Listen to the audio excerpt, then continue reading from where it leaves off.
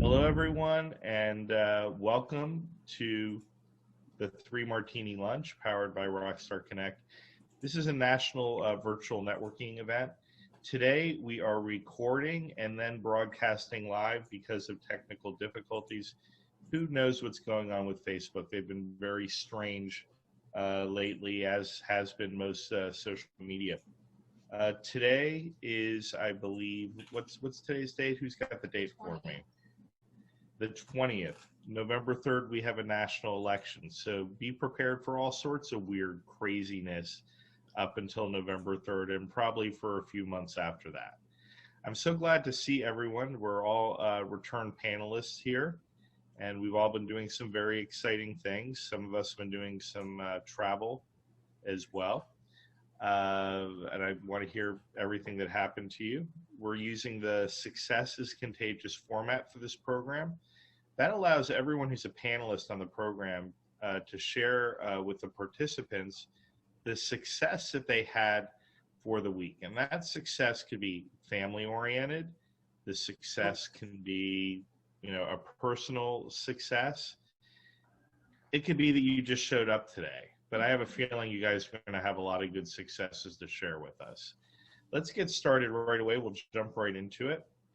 Adam Bricker, welcome back to Three Martini Lunch. Thank you. Thank you. A success for me is I drove 3 miles, but it took me 2 weeks and 3,000 miles to get there. Wow, that's quite an accomplishment. Do you want to explain how that works? And what happened, I ended up taking my new wife, to the Canadian border, dropping her off and returning to South Florida, as they wouldn't allow me into the country yet. So along the way, I stopped at 9 different places, including the headquarters of the Three Martini Lunch, had an amazing dinner with Stephen and Sarah. Thank you guys for your hospitality. And here I am back in South Florida. I have a 2-week window to prepare everything else to fly into Canada and be with my wife and my 2 new daughters. Can't wait for that to happen. Congratulations. So, so Americans are not welcome in Canada? Is that the message? I mean, they didn't tell you that ahead of time. It was sort of a surprise. So there's black and white, and then there's gray area. And they do not want me driving across the border with my belongings. So in the next couple of weeks, I need to reestablish myself down here, get whatever belongings I need up there, and then I'll just visit via airplane. That's crazy. Okay. Well, I'm glad you're resilient and we're able to roll with the punches. And I'm glad you're here with us today. We have an election in 2 weeks. They also have their elections. So there's a lot of posturing in their country right now. Got it. So we were, Sarah and I had a success. Sarah is the producer of Three Martini Lunch and the co-founder and co-creator of Rockstar Connect, as well as being my wife. And we actually went on a trip, our first trip since the shutdowns in March. We went to a place we've never been before, not too far away. We went to Myrtle Beach. Has anyone ever been to Myrtle Beach? Myrtle Beach is awesome. And Myrtle Beach is like still America. It's fun. It's tacky, but in all the good ways. It's very different there. They're not shut down quite as much as we are here in North Carolina. We had great food, live music. It was really strange watching live music. When was the last time some of you have seen live music? Has anybody seen live music since March? Friday evening, there was an outdoor concert at the Blue Note in Durham. That was pretty cool. Did you go to it? Was it great? It was rainy, so we did what we could and stuck it out for a few minutes and then had to go. But it was nice to see. We went to a place called Captain Archie's right when we got into town, and it was surreal because there were so many people there, and the servers weren't wearing masks. I think they're required to. They just, are making a political statement. South Carolina does not care. And they were playing okay, you know who Jackie Gleason is, Domenic, but have you ever heard the song White Sports Coat with the Pink Carnation? Yes. A polka dot tie and my oh my, you know. They were playing that, and then they had karaoke at this outdoor bar. It was absolutely great, and I would love to be there right now or anywhere right now on vacation. So as we're going around with successes, if you have traveled recently or you're planning to travel, let us live vicariously through you, please. Hi, Rena Cook. Hey. Welcome back. Quickly tell us a little bit about yourself. You're a coach. Thank you. And what has your success been in the last week? Well, a little bit about myself. I am a voice, speech, and presentation coach, and I work with individuals and groups on getting over performance anxiety and finding a more compelling and engaging speaking voice and style. I've had a lot of really cool things happen this week. I took a belly dance class on Sunday, and I haven't had that much fun, and I can't remember when. So that felt a little bit outside my comfort zone, so I'm going to take that for the win. Excellent. And regarding speaking and speaking opportunities and helping people to speak, what's going on with stuff like Toastmasters now? Are they doing those virtually? They are blended and virtually. Right after the lockdown, everybody went virtual. And then I've attended a couple of meetings that are hybrid. They're masked and distanced. And then some people are joining on Zoom as well. And when we speak, we take masks off, but there's a great deal of distance between participants. So that's how Toastmasters is dealing with it. Well, you know, you can't go into a bank now yet. I mean, you're here at least in North Carolina. In California, can you go into a bank, Rhonda? So what's it like going into a bank wearing a mask, Rhonda? You'd actually really laugh, Stephen, because we're closing escrow on our new home actually on Friday of this week, Thursday or Friday, depending upon the escrow gods. And so I had to go into the bank to get money funded. And I have the funniest mask. I actually took a picture on Facebook and walked in with the mask. And it looks like I have super high cheekbones and all this thick red. Oh, I saw that mask. It was very hot. So that's what I wore when I went into the bank. So they do let you in the bank here. And they let me wire my funds. So, yeah. But so it's still pretty shut down here. Pointed a gun or something like that? No, it was more of a lipstick, but yeah, okay. $20 bills and all that jazz. So what has been your success this week besides closing on your house? Give us something else. Pretty much that I'm almost packed, and that my daughter, who will be 31 next month, actually came home to visit from Colorado. So that was really cool. Nice. Because we actually hadn't seen her in a while. Basically, she was going to a wedding, but we also said, look, you know what? We're downsizing. Tell us what you want us to ship. Tell us what you want us to get rid of. And so she found a few collectibles, and so it was a win just having her here, and also her sister who lives about an hour away. My other daughter came. So to me, that was a huge win to have the whole family together. And after Friday, it will be amazing if all things go, the way it's supposed to. And we will be living 3 blocks from the beach in Carlsbad, California. That's fantastic. Congratulations. I have a question. Mark said it's a little hard to hear me. Is everyone having difficulty hearing me right now? Coming through loud and clear. You're hearing me loud and clear? Because I do have another mic that I can switch in, but 50% of the time it thumps like a bongo drum. And I'd rather not try it. So we're pretty clear. Okay, great. Mark, I know you've been traveling. Share a little bit about that, and also, what has been your success this week? Well, thank you, Stephen, for asking. Hello, everybody, again. My success was surviving my trip. My travels entailed, we have a family home in the Berkshires in Connecticut, in the northwest corner of Massachusetts, New York, and Connecticut. And some of you know my mom passed away this summer, and my parents have been going up there religiously for the last 35 years from May till October, because it's a little warm in Florida in the summer, especially in Miami.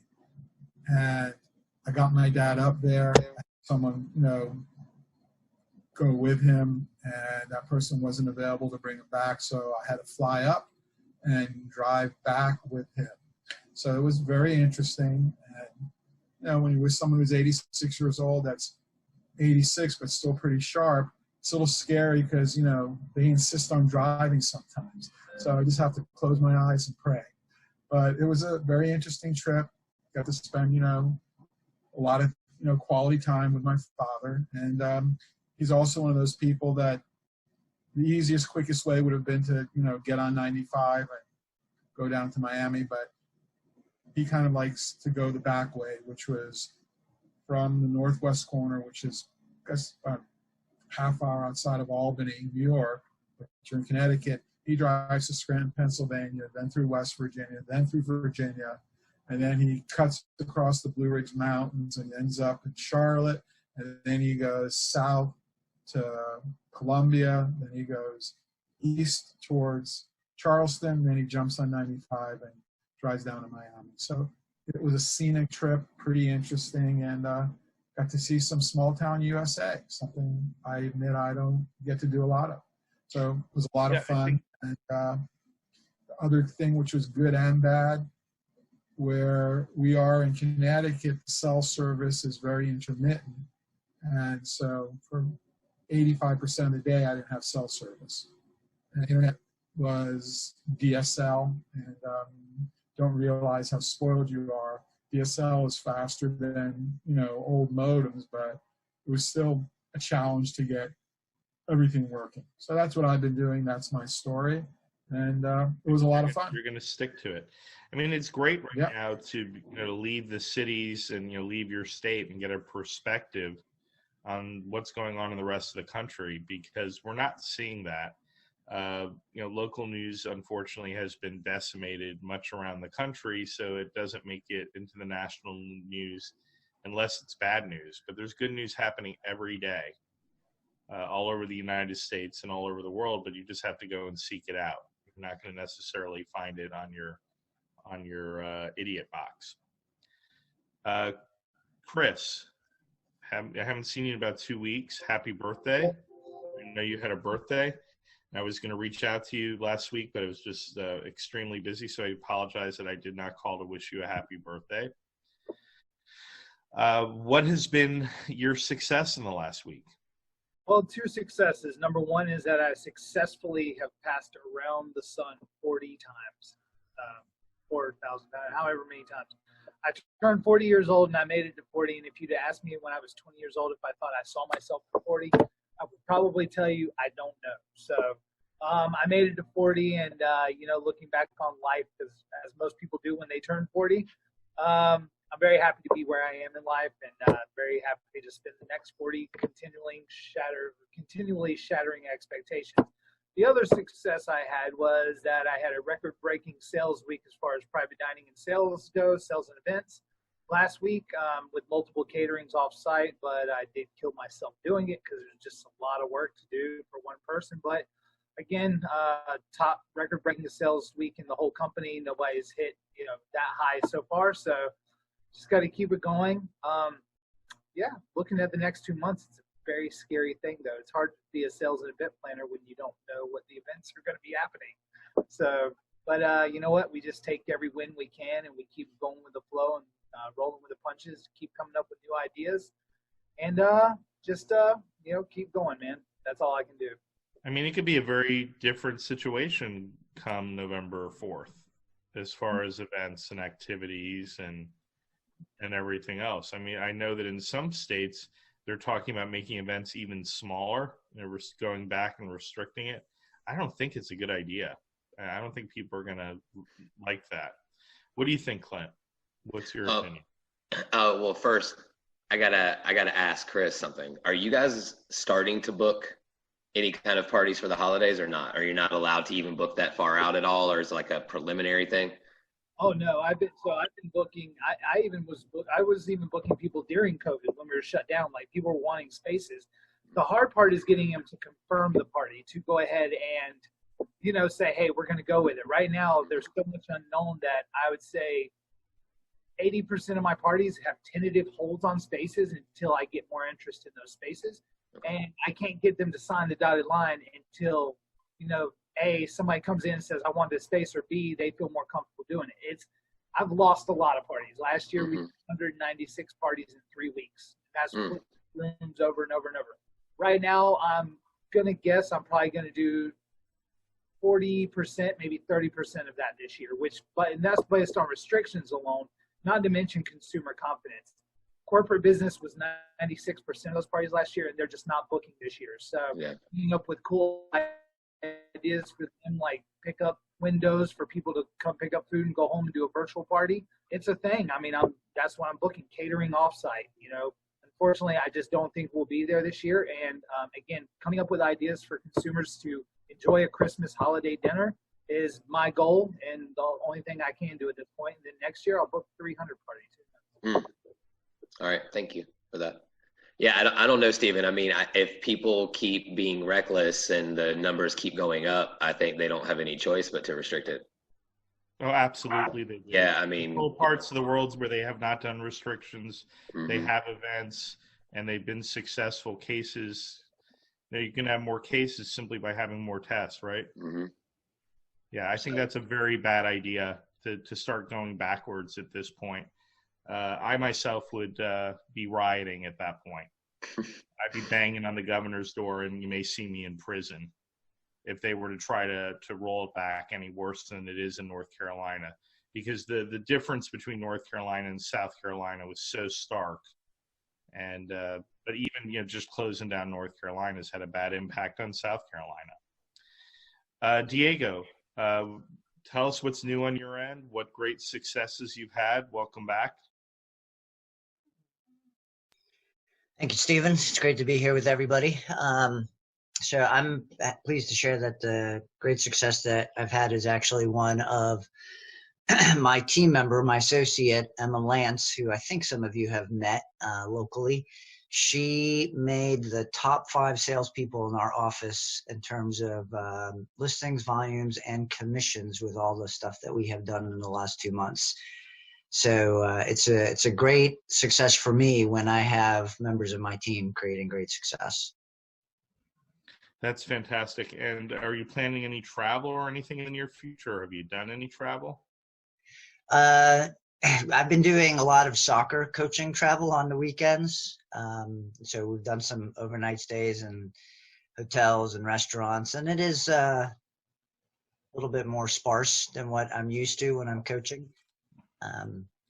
But I think for the most part, people have kind of recognized the importance of being smart and safe, and yet at the same time not letting go of their personalities and their social nature. It's a hard thing to juggle. Others have said it as well. I'm a very high I person. If you know what I'm talking about with regards to the disc, I'm a high I. I like to be around people. I like to be social.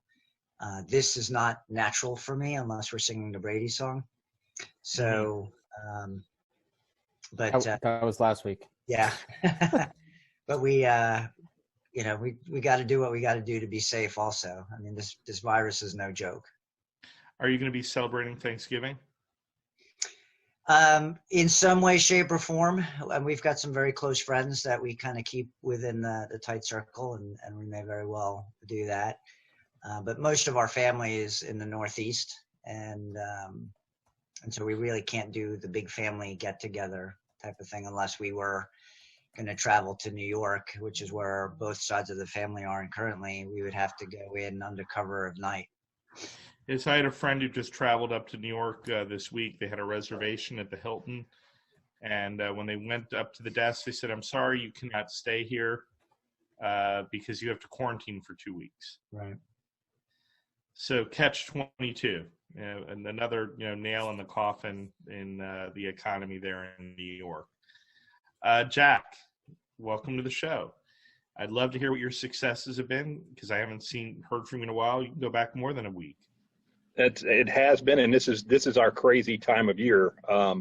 So with what we're doing with medical benefits for companies, this is a lot of times, this is where all the companies are looking at renewing for next year. So it's just been kind of crazy all over the place. So I apologize, but plan on being here going forward.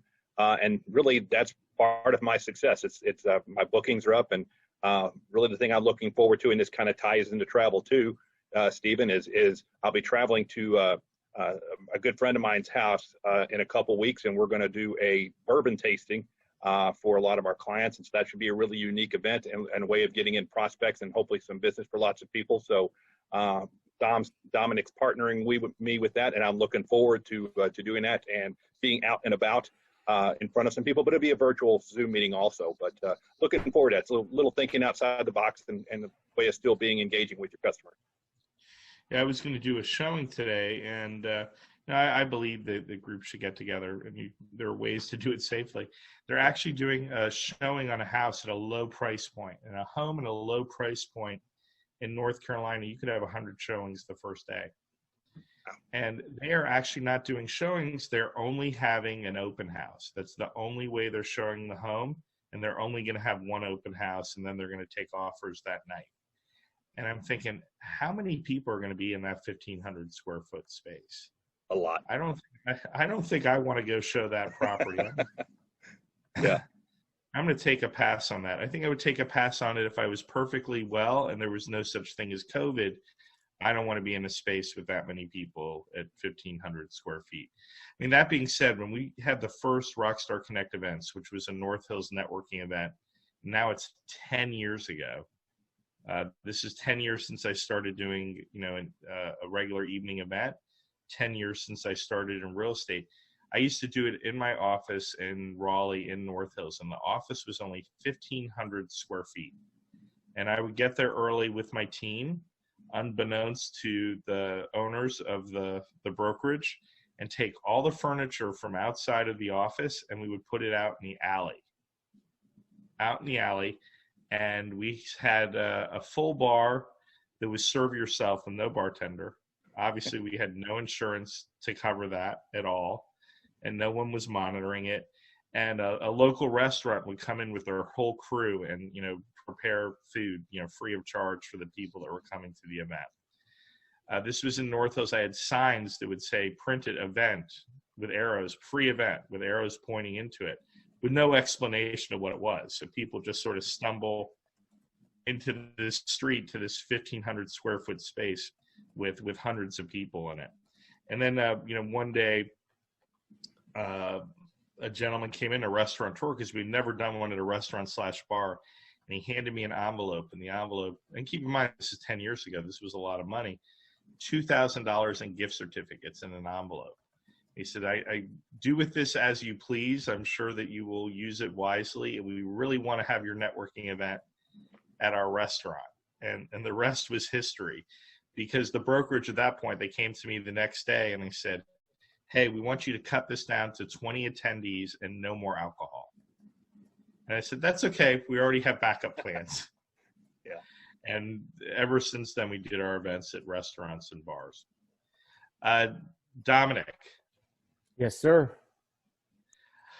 I know you have to cut out a little early, so I'm going to pay attention to your time. Okay, that's fair. There gave me a little note. All right. Well, I appreciate being back here. What is this, like the 37th time we've done this, Stephen? It feels like it. It's the 32nd time. 32nd. Okay, I was off by 5. Give us a couple of weeks.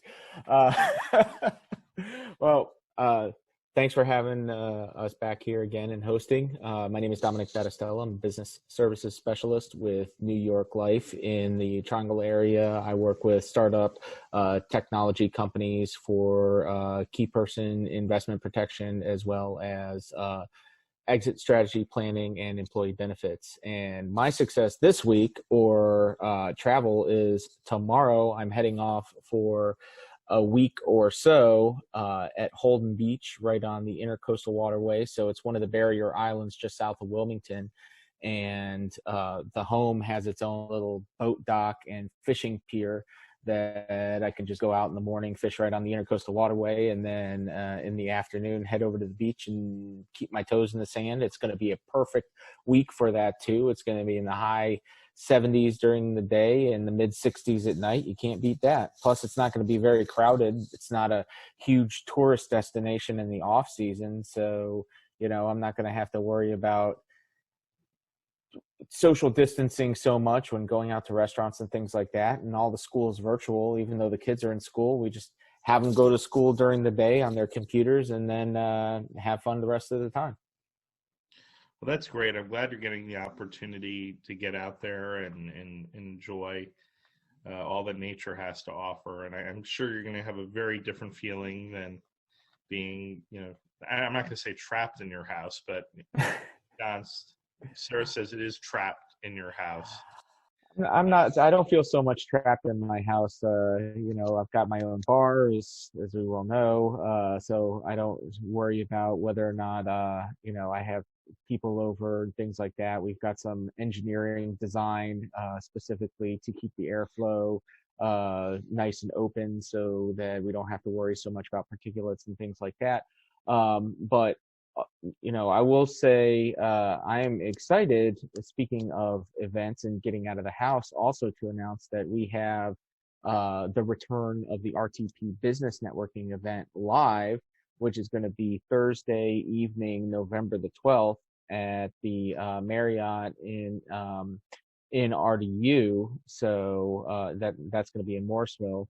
I'm really excited to be able to see some folks face to face. Of course, we're going to be doing the safe mask, social distance, hand sanitizer and whatnot, but it'll be a great opportunity to be able to get to see people face to face in a good, open and clean, well sanitized environment. And, I know, Stephen, you're really looking forward to getting back to real live Rockstar Connect events as well. So congratulations to both of us on that one.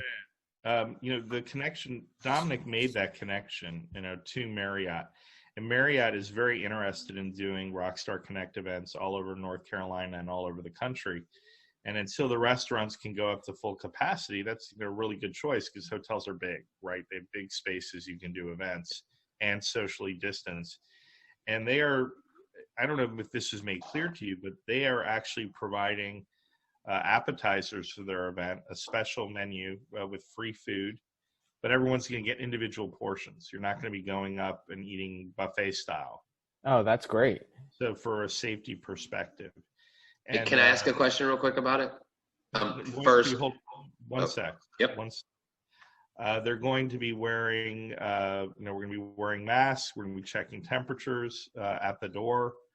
We're going to send reminders to attendees beforehand. If they feel ill, maybe they should just wait till the next one. If they're still alive, they're welcome to attend. If they're dead, please, stay at home. That's morbid. You want dead people to come, Clint? Shame on you. No, I said it was morbid, and that's coming from a life insurance agent, okay? If you don't laugh, you're going to cry, right? Yeah. No doubt. Go ahead, Clint. What were you going to say? So 2 questions. First, 6 o'clock. Yeah, 6 to 8 p.m. So 6 to 8. And is it Guardian Drive or Marriott Drive? Well, you're asking the wrong person. I was asking Dom. It's in the invite. Oh, I didn't get one. I'll grab the link and throw it into the chat. So everybody. If you didn't get an invite, you will. I got it. It was to my other email address. Okay. So I'll put that. A lot of invites to it. I'll put that out in the chat as well. So anybody who's in the chat that is in the Raleigh-Durham area of North Carolina can attend, or anybody who just wants to come to the Raleigh-Durham area and hang out with all of us, we'd love to have you. So this event is at the airport. It is at the airport, and there are so many cheap flights right now. So if you wanted to, frankly, Mark could come up from Miami on a plane, and it would be he could get there quicker than it takes for him to drive from Brickell to his event in Coral Gables. The flight would be faster. I'm exaggerating a little bit, but only a little bit. Unfortunately, his trip to the airport would take him 4 hours, though, to drive to the airport in Miami. It's pretty crazy there. That's the only, when they tell you to show up 2 hours early, they really mean it. Well, Adam would have to leave his guns at home, that's for sure. Well, that's why I might be staying here, but I was in Raleigh last week, and I have 2 local business owners who would like to join you. So just tell me how I could forward the information to them. Nice. I'm pulling it up right now, and I'm gonna drop in the chat. And meanwhile, Adam, why don't you go ahead and show us those? Give us a no. Okay. Sun's out, guns out, right? Yeah, that's right. Yeah, he's back at the beach, so he's got to get that sun that he lost the last 2 weeks driving. There you go. And so before we get to the the question of the week, and it's one that may make your head explode. I don't know. I mean, that's the hope, that your head will explode a little bit. We've been doing this, as Dom said, for 32 weeks. We have not missed a week. Like, nobody said, hey, I'm too tired, I'm not going to do it. I mean, I've done it for 32 weeks. If I committed to the gym like this, I would look like Adam Bricker. If I committed to the gym like I do this event. And I know I always have, Domenic back there, to take over if my head was to explode. But I think the reason why people are doing this is because there's a lot of benefit to it. You can share some good things. You can complain a little bit if you want to, as I did a little bit today. But also, I just sort of know what is it meant for you, for your business. If we could just go around a little bit round robin. I know, Rena, this is, I think, your 4th time on, or 4th time. How's this impacted your business, and does it help you in any way when you're doing other things with your clients? Absolutely. What it has done for me is expand my vision out beyond my region. I have connected with many of you on this call, and then people who tune in have also reached out to me, and I feel like that my reach is expanded by this, and that I'm more aware of networking opportunities outside of Oklahoma. So I think it's highly valuable. So you can bring back a lot of people that you meet nationally to your sphere of influence. Absolutely. And serve the people in Oklahoma better as Absolutely. well. And I have a podcast called Let's Get Vocal with Rena. And by meeting new people and accomplished people, I've gotten a whole new set of guests for my podcast, people that I wouldn't have met. And we are adding value to each other's mission, the people that I interact with. Well, that's terrific. And, they have Marriott's in Tulsa. I know that. They do. They do, in fact. So, maybe in a week or two, Kim will reach out to you and see if you're ready to start hosting your own live event, safe and socially distanced there in Oklahoma. Right. Because I think you would be a great host. Well, thank you. I would love to do that. Hosting is kind of my jam. Okay, well, there you go. Perfect. Adam, down in Florida. This is, I think, your 4th or 5th time as a panelist on the program. Has it created opportunities for you? Have you met people? Does it make you feel better? What does it do for you? Why do you keep coming back for more abuse? So for me, I've been swimming as a big fish in a little pond. Everybody I've worked with in the last 3 years has a digital business card. They all know what I do. Now I'm face to face with a group of successful business people from around the country who have no idea what a digital business card is. So it's given me the desire, the ability to go back to my team, put together a promotion that I'm hopefully share with you this week, Stephen, now that I'm back and set up. And that way I can introduce how this modern technology melds right into traditional business. So it lets me get out of the megatropolis of Florida, Las Vegas, and New York, and spread myself out throughout the entire country. Excellent. I can't wait to see, how it impacts live events, these digital cards, and actually see it happen and how it works. Yeah. Ron, so I've been. Go ahead. I'm sorry, Adam. No, please. I was just saying, I've been doing live events all year. I did 7 events in January and February. And when I'm looking forward to introducing you to 4 different people. Now that I'm going to have I'd say my butt in a chair, but I'm sitting on one of those exercise balls in this facility. And I have 4 people to introduce you to who've done live events with me. And yeah, it's a very exciting way to not just enhance the event, but to do all the follow-up work afterwards. Excellent. So I'm looking forward to that too. Our animals, our 2 dogs, Mary and Ziggy, have just walked in the room together. So wait for havoc to occur any moment. I'm just giving you a little bit of a warning. A little bitey here is all, nails and teeth and ready to chomp on a foot or 2. My favorite part of Zoom is that we get to see people's pets. I love that.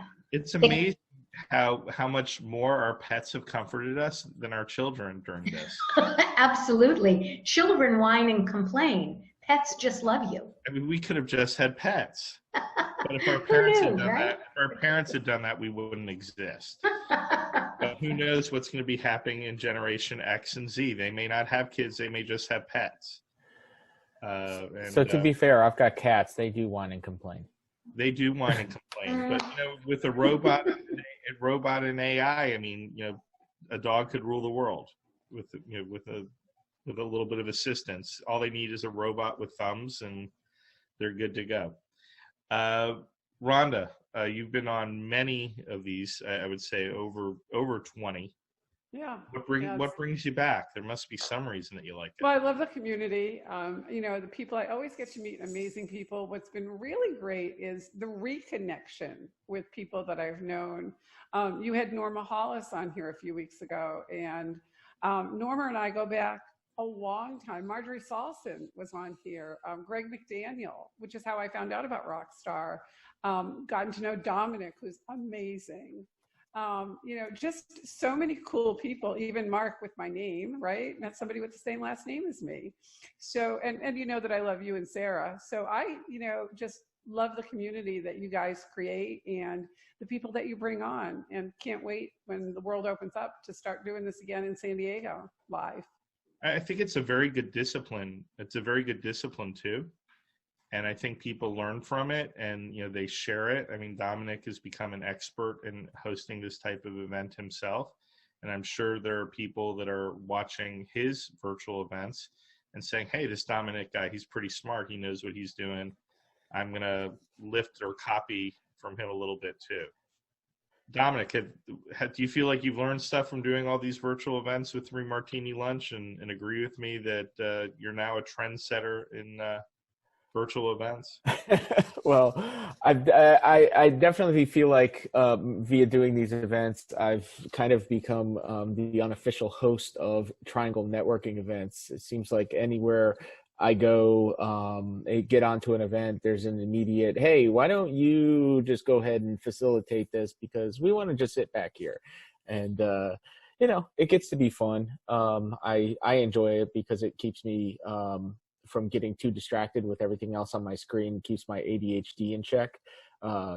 Just continually talking and getting people from point A to point B in the conversation, because I know a lot of times these things can get a little bit chaotic, people talking over each other or missing cues and not, either not paying attention or just falling off and getting dead airspace. And Stephen, as well as I do, that in something like this, if you have dead time, even for 3 or 4 seconds, it sounds like 10 minutes. So you just got to keep it going and going and going. And the other thing that I've learned is, Clint's a real sarcastic. He just does it with his face. So I'll leave it at that. Well, I think people are really grateful for the structure, because yeah, of course, we need leadership in this, and everyone that's been on this panel, I'm certain whenever they go on to another broadcast, they've learned skills that they're utilizing. I would imagine everyone here is using those skills in other virtual rooms. So Clint, I really am impressed with the lighting. It's seems very different there. Did you do something different this time? The sun did something different. Okay, well, that's all I can say, man. I tried to cut the glare by closing the curtains, but it doesn't seem to be working too well. It looks really good. Oh, okay, good. Then I'll leave it like that. So for you, what is it meant for you? Have you learned something? What's the payoff for coming on at this point? You've been on like 25 times. So first of all, y'all are like friends now, so it's like having a conversation with friends. So that's always nice. But business-wise, I mean, you know, you get in front of so many people, and you know, in this Rockstar event, I've made friends, I've made business partners, I've made sales. I've been able to refer a lot of sales. And Domenic and I were talking about this the other day, you know, being a part of like groups like this, it's not only a benefit to me, it's a benefit to everyone that I know that doesn't do Rockstar or that doesn't do these type of events. And so that makes me a more valuable asset to them, which is what it's all about. So you're sort of like an ambassador then for this type of networking and for Rockstar. Absolutely. Yeah, I tell everybody, Stephen, that, you know, I mean, I've been to plenty of BNIs, but, you know, I'm not a BNI guy. I'm not a structured networking kind of guy. Like, I'd rather walk around, talk to people of like mind with drinks in your hand at a restaurant or a bar or something like that. And I always reference your North Hills event, because that's what got me really into all this networking stuff. And it allowed me to meet all of you people up here. And so I've made great friends and, you know, really good referral partners, and, you know, made a lot of money doing stuff like this. That's great. I mean, I think BNI is a tool. It's a great Sure. tool, a type of networking tool. And, you know, Adam has a tool, and, you know, Rhonda's an expert in LinkedIn, which is a great tool. Mm-hmm. This is a time for us to start gathering our tools, so that when we start, you know, doing more and more and more live networking, we'll be much more successful. I really want to read an in-depth article on how this is impacting country clubs and golf courses right now, because I know prior to this we had meetings, you know, with the industry, the golfing industry, and they said we would love to have live events at, like, you know, Class B and Class C venues, not Class A venues. They never have trouble filling those up. But, you know, the country club that may be a little down market that was dying, I bet they're doing really well right now. What's your thought on that, Mr. Stephen? They're definitely, I mean, they would probably definitely still be, you know, interested in having events. I mean, they have people there all the time. I mean, golf clubs are one thing that is not struggling. You know, golf clubs and real estate, right, Diego? So you got people that are, you know, industries that are definitely not struggling in this. And, you know, with everybody having the cabin fever or so for the last, 6 months, 7 months, you know, the golf course is a great escape for 4 or 5 hours. And the only restrictions at golf courses is you can't remove the flag and you have to ride in separate carts. So there's nothing wrong with any of that. So, right. Yeah. You know, you still can talk to the other person over the phone in the cart. You can text while you're karting. Well, I mean, you're still riding, you know, essentially with everybody, but you're just in separate carts, you know? Okay. Got it. Yeah. Yeah. So now I feel like we really need, you know, Sarah and I really need to start playing golf, and, you know, I guess you start with lessons. I went to play golf once with my brother, and this was back at University of Florida in the 90s. And Adam will tell you, in the 90s, there was no one at University of Florida that was not inebriated and doing anything. And what's the 90s got to do with it? Right? I mean, I don't was know. about to say. University of Florida is a pretty serious school now. It's a school of nerds. It's like tens of thousands, right, Adam? Or am I saying it wrong? Because you were just there. Yes, only 80% of the campus is inebriated now. Only 80%.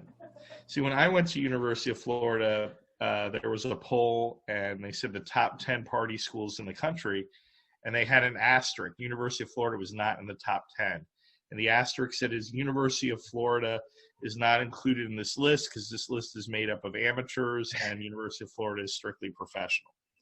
So we went to that golf course. We couldn't get from, I guess they call it from the tee to the, even, definitely not to the green, but not even like a quarter of the way up the fairway until they ran us off the golf course. So I think now I'd probably do a lot better, possibly. Start at the drive shack, Stephen. Start at the Drive Shack. Start at the Drive Shack. Top Golf in South Carolina. Yeah. Their parking lot was just absolutely packed. Yeah, you have to. That's one of those things where you kind of have to reserve if you're an individual. But I mean, we walked in there a few weeks back and was able to get 2 bays, and it wasn't anything. And it's like $10 an hour for the bays, or $20 an hour. I mean, there's so many people that do it are successful in business. Rhonda, did you play golf, or do you play golf? You'd be so good at it. You look like a golfer. My husband and I both have golf clubs, and I took lessons once upon a time. But actually, now that we're moving to Carlsbad and we're getting closer to retirement, although I'll never stop working, that's actually on the agenda to take golf lessons again. Well, Rhonda, you know that the U.S. Open is at Torrey Pines this year, or next June. Oh, and so if you're in Carlsbad, you shouldn't be too far away, right? No, my daughter actually hikes Torrey Pines a lot. It's very, very close. Yeah. Yep. Well, that's great. I know Jack has been on a bunch of these, and you also are a golfer, right? Is there a correlation? 3 Martini lunch, golfer, a little bit. Yes. Well, I would say there's definitely a correlation, especially for the live 3 Martini, definitely to golf. And, the draw to me to this whole thing, Stephen, is really, it's been an interesting, when you asked that question earlier, because I went back to the job I had previously to this, and this would have been such a good group to be part of, but I just wasn't aware of it. And so to me, it's just the awareness of this group, and I think Clint kind of hit on this, and Domenic too. It's just the friendships I have made and the connections I am making, and it's kind of like the big spider web, the connection to you, Stephen, and everybody else, and there's lots of people on there I consider friends now. And regardless of what I end up doing and what they end up doing, it's one of those things where I know we all have each other's back. And I think there's lots of people on here I could call now and say, if I need something, I know they would do it for me, and I would do it for them. And you don't get those kind of relationships a whole lot in life. And so meeting people like that is really, to me, what it's all about. And when you're looking for relationships and helping sales, that's a gold mine. So, this platform is fantastic. People here, they're very serious about the ask. They're not going to be asking you something frivolous. If they do ask for something, they seriously need it, and they're going to do the follow-up on their end to make that possible. For those of you out there who want more info about the panelists, you can go to Rockstar Connect and .com/3 Martini Lunch, and there's information about all our panelists that are on the program today. You notice I didn't say www. I'm pretty proud of myself. I said www. Diego, what does it do for you? Why do you go to and do so many panels? And you're going to our live events too, which is exciting. So before I really got plugged into Rockstar, I was doing a lot of the LinkedIn local type of events. And had met Clint, and I know Clint was actually a strong referral partner with a former teammate of mine on my team, Amber, who, Stephen, I think you might have met in the past also, Amber Flowers. So, sure, I didn't know she was on your team. Yep. I made her some referrals. So we had connected on the local front, if I would, but I'd always kind of known about what was going on because I was just starting to get to know Scott Rutter, who I think some of you might know. And when I say some of you, I mean the national group, the national body, and have really enjoyed getting to know him, and through him meeting Domenic and Chris. I've eaten more steak, believe it or not, during COVID than I did before. And that's because I was able to go and enjoy business luncheon and eating opportunities, whereas my wife, and Chris, I'm sorry, but she's not a red meat eater, so didn't get the chance to enjoy it as much. She would have loved that salmon, though. Have not tried the salmon. When I can get red meat, I will get red meat. There's no question of that. Diego, the salmon's delicious, by the way. It is. Is it? But in all of that, we all do this for a reason, and the relationships are important and significant to the bottom line. And I have seen an effect to the bottom line as well, and I'm certainly grateful for that. And my hope is that I've been able to affect the bottom line of the people who are part of Rockstar Connect, not just in terms of these calls, but beyond that. That was my greatest aha, was just how big a network you've created, Stephen. And I don't know that I could even fathom it just where I'm at now, having gone to live event and been part of the Zoom call. I remember the first time I did one of these calls, I was actually one of the people that was in the audience. Mm-hmm. And that was the last time that as soon as I saw it, I was like, no. I have to be on this panel. Somehow, some way, I've got to get on this panel. And so I've been grateful that you all have continued to invite me back on a regular basis to contribute. That's what's sort of like the coolest thing about Rockstar Connect. So people go to their own individual event and they're like really excited. They go, they love this. And they find out, oh my God, you mean there's more in my neighborhood? Like there's more in my city, people doing this. I'm going to go to those events. That's really cool. And then they go, wait, there's more in the state? That's awesome. When I travel, I'm going to go to them. And then they go, you mean they're in other states? And they go, yeah. It's like they don't even know because they feel so welcome in their individual group. They have no idea that they're part of a movement of people around the United States that want to help one another and assist each other in being successful, and the camaraderie and the fellowship, etc. I mean, the way I met Mark Scher is I had went to an event that we were hosting in Pembroke Pines, Florida, and there was a woman there, and I saw that she was very nice. We had a conversation about Rockstar Connect, and she really understood it. She wanted to know what was going on nationally. And then when I came back to Raleigh, I could see that she was going to like 10 of our events. I mean, it was incredible. And I reached out to her and I said, do you know anybody who would be a good Rockstar Connect host? And that's how I met Mark. Mark got on the phone and we had a conversation. We played a little bit of Jewish geography. Even non-Jews can play that, but Jews certainly understand what Jewish geography is, explain, where he went to school and, about his family and everything else. And then he was hosting events. And then 5 of his friends were hosting events. And that's the way you start. That's the way you start a revolution. Right, Mark? Are you there? I'm here.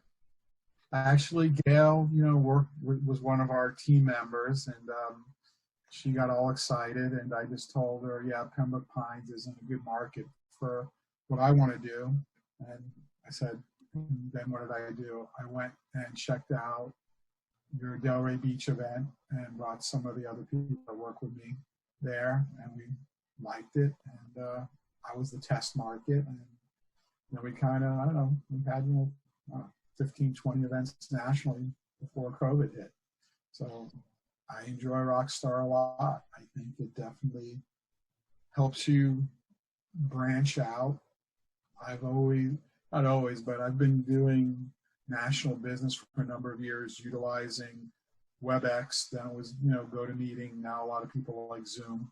So I was familiar with the format, but the hardest thing was finding the people. And that's what I saw Rockstar as a natural feeder, and very exciting. And like everyone, met a lot of nice people who are on the Rockstar panel, and it's a lot of fun and keeps me busy and out of trouble. What's great too about the panel, the panel on 3 Martini Lunch, we're all really good salespeople. That's what we do. That's how we survive. We write our own paychecks. Yet we're never pitching ourselves on this. We're always trying to help other people. And that's just terrific. I don't have to slap anyone down. I don't have to cut anyone off if they've gone too long, because you genuinely, care about the people that are watching the program. And that this just isn't normal times. This isn't if we just started this last year spontaneously when we did the event. You guys are serving are very important as leaders to other people in the business community, to keep a stiff upper lip and put on a smile and go out there and help one another. So, Chris, before we're up on the second hour, we're going to go to the question, but let me give you the last word on what is being on this panel meant for you. So it's meant a lot, to be honest, and I'll actually have to go right after this, but it's taught us to be innovative. It's taught us to come up with cool ideas like the Rockstar Luncheon that we did. I mean, who else would come up with something amazing like that in, a matter of a few weeks' time that we could put together that, still follows all the rules and guidelines and still allows everyone to have some bit of networking available. It's been a lot of connections. It's been a way for me to vent about what's going on in this industry and what we're doing and how we're trying to survive, The road's still long ahead, and then I look forward to the many, many times I get to report back to you guys how's it going on the restaurant industry. So, and then the connections I've made have been, phenomenal. And I get to see you guys not as often as I'd like to, not as often as I used to, but I think that actually makes it even more meaningful now when I am able to show up, say hello to everybody. So I thank all of you guys for continually, helping promote Sullivan's, promote, what I do as a job. And I can't thank you guys enough for everything so far. So, I am getting into busy season, so you will probably see me a lot less than normal. And Stephen, I actually just thought about another idea. So apparently you can rent a movie theater out now for $99. So how about a Rockstar movie theater event? Okay, you can be socially distant. It's easy. Well, I'm thinking about pitching to the PGA a golf networking event. Frankly, as I'm sitting here thinking of it, but I really would like to get back into Sullivan's in the next month or two and do another event and maybe theme it a little bit differently to make it exciting for everyone. And I'd like to talk to you about what your ideas are, since you run 3 of them now, what your perspective is to bring them next level. Yeah. So expect a call from me by the end of the week.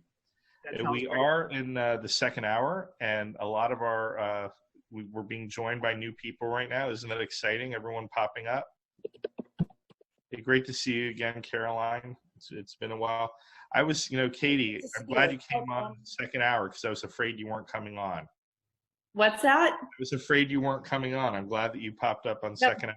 It's I always got to alter however my day goes, and I hosted a podcast. I hosted a webinar during that first hour on fundraising, so I couldn't make it the 2 to 3. Mm-hmm. Well, I'm glad you're here now, and I have the question of the week. And the question of the week, and I'm going to throw it out there now. Rhonda just left, but Rhonda was talking, saying really good things about you, Norma. Oh, good. I'll say good things about her too. Thank you. Great things about you. You just missed it, but you probably could sense that someone was saying good things. What happens? Is that like your hands itch, or does that mean you're going to get money if your hands itch? That means money. Yeah, that means money. What is it if someone's talking about? Your ears itch. Your ears get hot. Your ears burn. Your ears burn. Somebody's talking about you, yeah. Hands itch and your ears burn. That's like really good now. Good. Okay, so the question is today, and you guys can take a lot of liberty with this. I have a question that I have, and Sarah made a comment on it. So take it that way, whatever way you want. The question is, if we need to follow rules at all costs, then why do we make exceptions to these rules? And then Sarah said, who says we need to? Rules are made to be broken. So rather than answering the question, just give me your thoughts on the question. I think that would be really cool. If you weren't on in the first hour, please introduce yourself and a little bit about what you do. But when you answer these questions, we're going to know a lot more about you. Noah, let's start. It's been a while now. I haven't seen you in about a month. Hi, everyone. So it seems like you just target me with the right question, because my tagline is I encourage people to let go of the norms and try to find their way of doing things. So go against the norms. And it doesn't come from being a rebel. It comes from more of questioning if what we do, the way we do, have to stay this way, or if because everyone else doing something one way, do we need to do it also? So for example, if we look now, I see so many people. I am a leadership coach. I didn't introduce myself. I see so many people that keep working from home the same way they used to work before, 9 to 5 or 9 to 6 or whatever, back to back. And they are tired, they are exhausted, it doesn't work for them. And they don't realize that they can make it their own way. They can work differently. they can start at 10 and take break in the morning and work out and do all the things that before they would do at the gym in their company after work. So it's keep using the same patterns that we used before but don't work for us anymore, but we keep doing them because that's what we know. And that's where sometimes when someone else is listening to you or being next to you, they can say, do we have to keep that? Or can we let go of that or dust it off and create something new? I learned it from my own personal experience. I did some things before I moved to the US 15 years ago. Those actions didn't make sense when I moved, and I kept doing them, and I got stuck with my life until one day I said, it just doesn't work. I need to figure out new actions. So this is where I come from when I say go against the norms. I mean, really, because the norms are changing so much. I was working on someone to help them get a loan, and they were moving from Florida. So the husband had a position here, and the wife said, the lender said, we can't count her income. And I go, why can't you count her income? Because her job is in Miami and she's in North Carolina. How can she be an office manager in Miami and live in North Carolina? And I said to him, I said, our office manager lives in Manila in the Philippines. They said, oh yeah, let me go back to underwriting on that and make a case for that. And they were able to count their income, Stephen? I'm sorry, what? Do you get to count their income? Do I get to count their income for what? Never mind. Okay, you'll have to explain it from Manila. From Manila? Well, they're not really in Manila. They're in, what is it, Cebu City. But I figured you didn't know where that was. You might know where it is. You're correct. Okay. So, the rules are changing, and the way that we do things are definitely changing, or we wouldn't even be on this call, really, 100%. Yeah. So, and sometimes I will just say that sometimes when we feel like we kind of like bump the head into the wall, it might be a sign for us to say, why am I keep doing what I'm doing the way I'm doing? And am I just following some norms? And can I break out of them? It's breaking the chains and breaking the patterns. So when I first started doing, my first events that I ran that were networking events, they were morning events.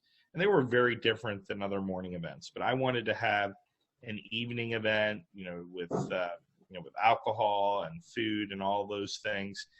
And when I started them, nobody was doing those. Like chambers would do stuff like that. They would have mixers, but nobody was doing it themselves. And I just didn't know. I didn't know. And so I did it my own way. I created my own rules because basically, and I've said this before, I'm not teachable, I'm uncoachable, and I'm incorrigible. So that forces you to come up with ideas because you're not going to go to someone to get the ideas. Although I would always come to everyone on this panel for ideas because you're all brilliant. Andrea Proctor's with us from Ohio. Andrea, first I'm going to ask you the question of the week, and we'll come back to you at the end. You're going to stay with us till 4? Are you going to be with us till 4? Yes. You promise? I promise.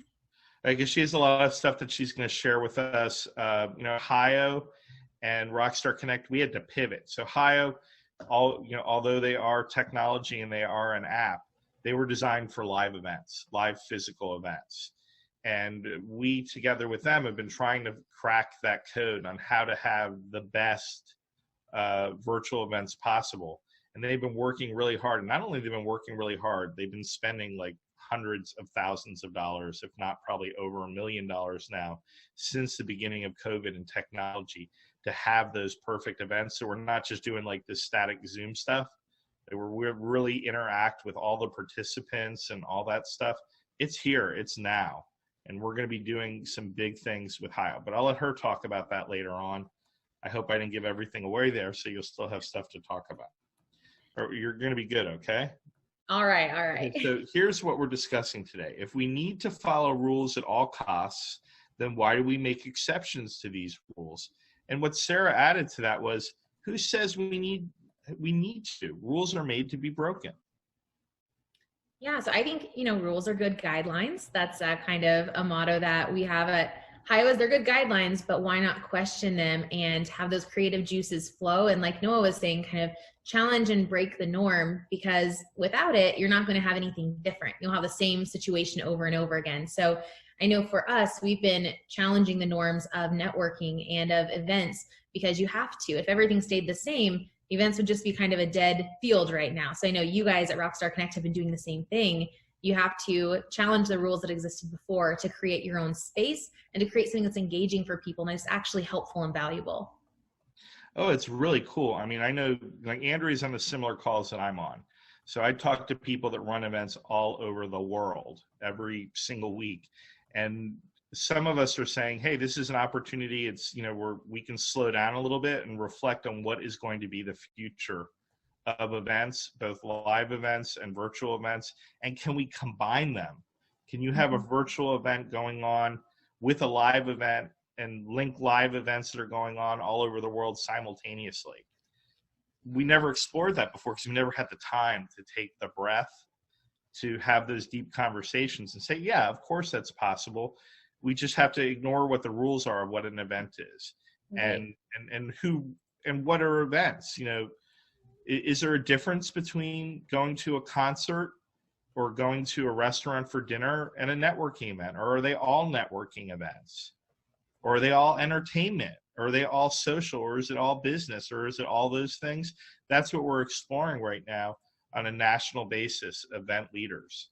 Mm-hmm. And, you know, this is somewhat of, you know, an experiment in and of itself, you know, 3 Martini lunch.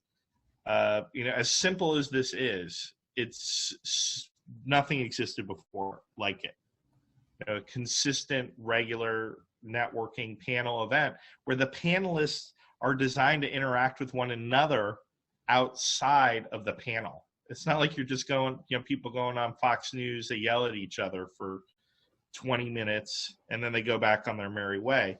We want you to interact with one another, make new relationships and re-examine old ones. Like, you know, Norma and Rhonda hadn't really spoken to each other for a number of years. Now they're, you know, right back where they are. So we're going to talk to you more about the future of networking at the end of the show. Norma Hollis, I'm so excited that you're here today. The world's a better place for it. Certainly 3 Martini lunches. I'm sure you like this question. If you need to follow rules at all costs, then why do we make exceptions to these rules? And as Sarah added, who says we even need to? Rules are made to be broken. Well, you know, I have a rule that I eliminate apps occasionally that I don't recognize. And this morning, I have an app called HIO. And I said, well, what is HIO? What is that? I'm going to get rid of it. And I said, no, don't get rid of it. And I see why I didn't. I can't wait to hear what she's going to say because I don't even know what it is, but it's on my phone. So that's what rules are. I mean, if rules weren't meant to be, I believe rules are meant to be broken. Rules are guidelines. If rules weren't broken, women wouldn't be voting right now. If rules weren't broken, we'd still be living by candles right now. But the originality, the authenticity of what we each bring to the world is what, if the rules are there and we don't break them, then nothing changes. Everything stays the same. And we need to step outside of the box. And that's why we're all humans and why we're all different. We look different, we act different, we're born different, we have different ideas, because collectively those ideas create and make a better world. So rules are guidelines in my mind, and they're meant to go outside of the rules, outside of the box, still staying within I call the common good framework, but still allowing the world to be a better place because we build on what was here before us. So that's what I believe. Well, it's you know, you're nailing it right there and making me really think about it, because there's something that I really enjoy. I read a lot. I'm a big reader. I own bookstores. I don't know if people knew that, but that's what I did for 15 years. As Sarah and I, we own about 80,000 books. Not all in our house. Right now our shelves are actually, right before COVID, we sold our library, but we have them in storage. And we're getting ready to bring in, you know, a few hundred boxes of books into the house. But, you know, one of the things I love to read about is, you know, the difference between style and fashion. And these people in Europe, you know, when you look at them in the magazines, they look incredible. And they don't follow the rules. They don't follow the rules. You know, they button their shirts differently, and they'll wear 4 or 5 shirts. They might wear a skirt. But the reason why they're able to do that and not look foolish is because they know the rules before they break the rules. You make the rules. So you have to know the rules before you can step out and be an innovator, because then you know the norm and you know what's acceptable, and then you can push it just a little bit further. Well, the key to that is to make new rules. You just make new rules as you go. You make new rules. You're standing on the shoulders of giants. Yes. As they say. Yeah, that's why they have giants, to get on their shoulders and make it better. Exactly. Dr. Holly, I'm sure you'll love this question. You love this question as well. If you need to follow the rules at all costs, then why do we make exceptions to these rules? Who says we need to? And rules are made to be broken. And let me just sort of guess. I bet when you were younger, you were a rule breaker. But when you hit your 20s and 30s and hit your stride, you said, I'm a rule maker, right? Yeah, you're right. You're absolutely so if you right. Elaborate on that. Yeah. First of all, I'll have a moment of silence for my parents who lived through my earlier years. But no, in all seriousness, this is why it's so important to have around us people who are not yes men or yes women. It's important to have in our kind of circle of influencers, people who challenge us and who say, I used to love it when I ran the corporate training division at NC State, when I'd get a new employee and they'd come in and they'd look at me and they'd go, why are you doing it like this? I love that. To me, that was a golden moment and a golden opportunity to say, yeah, why are we doing it like this? Just, the statement, we've always done it this way, doesn't always do you any good. So it's good to step back from time to time and let those challengers really challenge you and say, hey, there's a better way, or could there possibly be a better way? What is that better way? It's all about creativity and innovation. It really is. And then teaching other people how to do it that way, because they need that education. I had the good fortune in my early 20s to take a graduate certificate course in instructional design at Barry University. And basically what it was is like, let's look in an organization and see what they do all the time the same way, that's ineffective and damages morale and prevents profitability, and learn the better way to do it, and then figure out how to teach it to adults. Absolutely. And what I learned was adults are just kids. They're just kids. You teach them exactly the same way. Yep. You try to teach adults like adults, they get bored. Oh boy, do they get bored. But if you can make it exciting and show how they can buy into, changing the rules together as a team, they get very excited about that. Now, Andrew Pierce is, one of my favorite rule breakers. He does things differently. I mean, he was doing in real estate a year ago what everybody in real estate wants to do now. He was doing 360 virtual tours for his clients all over the United States and selling properties sight unseen. He was utilizing Facebook community groups in order to develop relationships. Some people said, well, you can't use Facebook for business. He said, no, I can use Facebook for business, because for me, business is pleasure. It's always pleasure. And he utilized our networking events, but he made us basically rethink our rules, because we always said you had to be business casual at your networking events. And what we recognized from Andrew is not every community around the country is business casual the same thing. When you live at the beach, business casual is you wear your best sandals and your fanciest shorts. You don't wear a sports coat and a tie. Well, in Raleigh, we don't even wear a tie. You don't wear a sports coat, and you certainly don't wear a suit and a tie like they do in New York City. So, Andrew, what do you think of the question? Let me just repeat it back to you. If we need to follow rules at all costs, then why do we make exceptions to these rules? Who says we need to? Says Sarah. Rules are made to be broken. I highly agree with Sarah on that one, but at the same time, rules have their place. So, and Dom will appreciate this one. When you're learning how to cook something, a recipe is not set in stone. It's a set of guidelines. And as you get confident and you master each skill or technique, you can tweak it and twist it a little bit to make it your own. So that's why everybody's grandmother's food was the best, because grandma had her own recipe, even though she's making the same damn thing that everybody else's grandma is. It's just slightly different. So the rules are there until you master your craft. And once you master your craft enough to learn the shortcuts and what works and what doesn't, then you can take the rule book and kind of throw it out the window, and it allows you to move faster because you know exactly what recipe gets you the outcome you want, and you can just rinse and repeat it over and over again. Excellent analogy, and it's 100% true because I love cooking. I've been cooking since I was 8, but in the beginning, I never had anyone give me the rules. I mean, if you get pulled over every time you went over the speed limit on the belt line, Stephen, how many tickets do you have? Like, you have a little bit of wiggle room. So I'm a granny when I drive. You can ask Sarah. I'm a granny, but I get more tickets than her because I cannot be late. I can't break the rule of being late. So there's always that one time a year where I will actually be late, and I'll get like what they call the Clint Webb ticket for speeding. Yeah, I mean, it's just the suggestion. same way I am. He doesn't speed, but he can't be late. Can't stand being late. 9, you're fine. 10, you're mine. That's the. But yeah, with cooking, I made some really atrocious dishes when I was a kid because I didn't know the rules. So I would take, I made a dish that's infamously bad in my family that had mushrooms, black beans, and beets and sour cream in it. Okay, regardless of what that's going to taste like, and who knows what it tastes like because no one would eat it.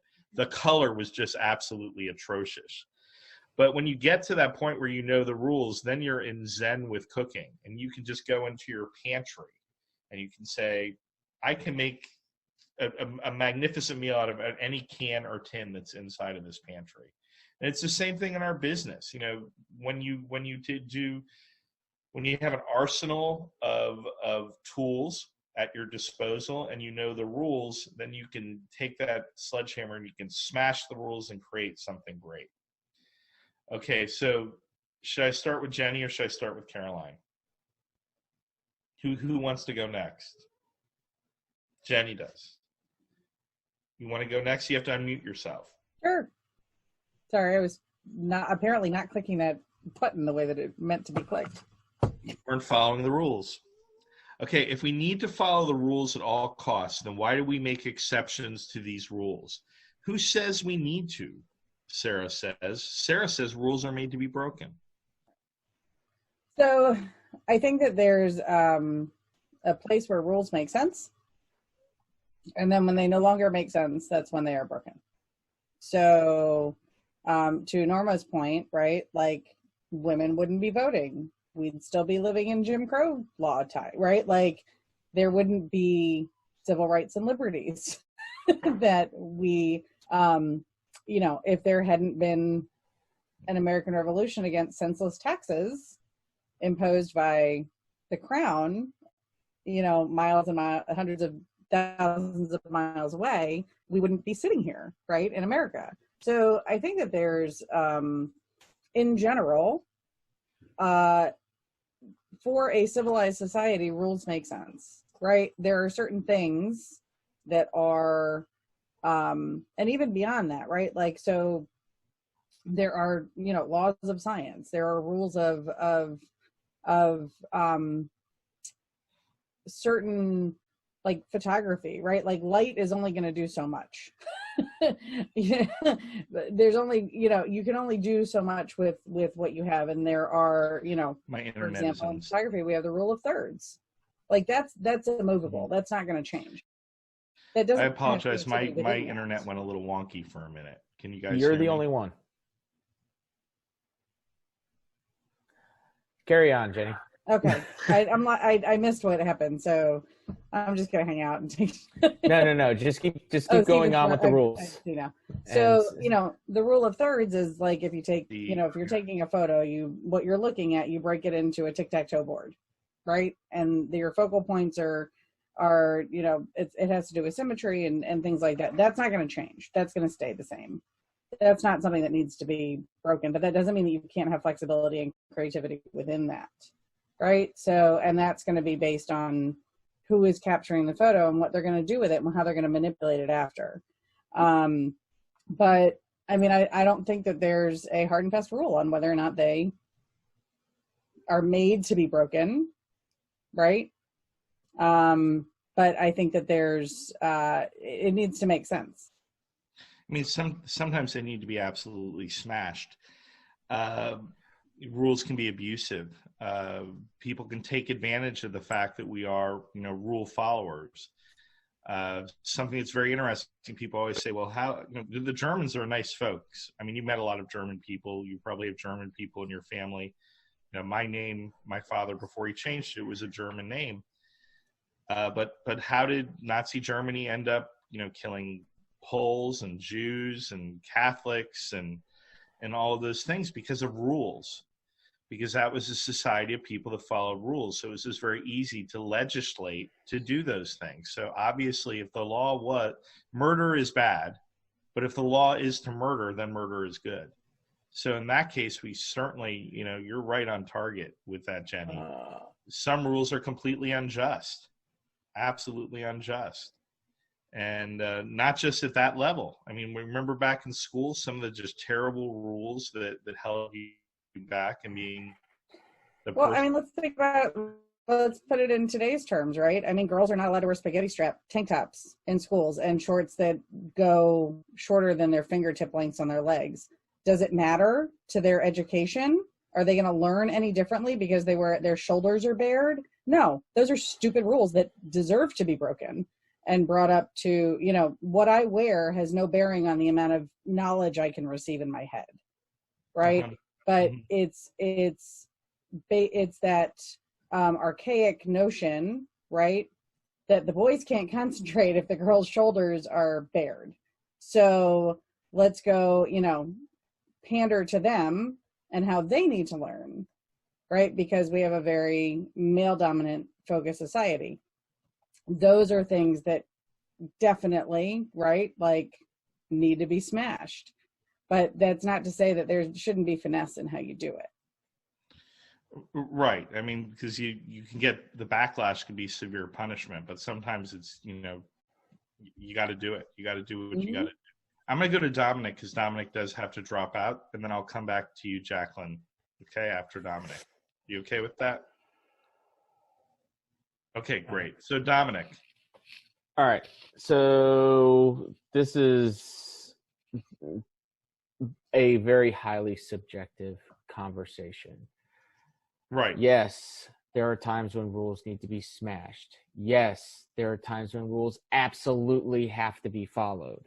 And there's times where some people need to follow the rules and some people are okay to kind of stray outside of the rules because the rules in that case exist to, regulate people that need to be told things that maybe are common sense.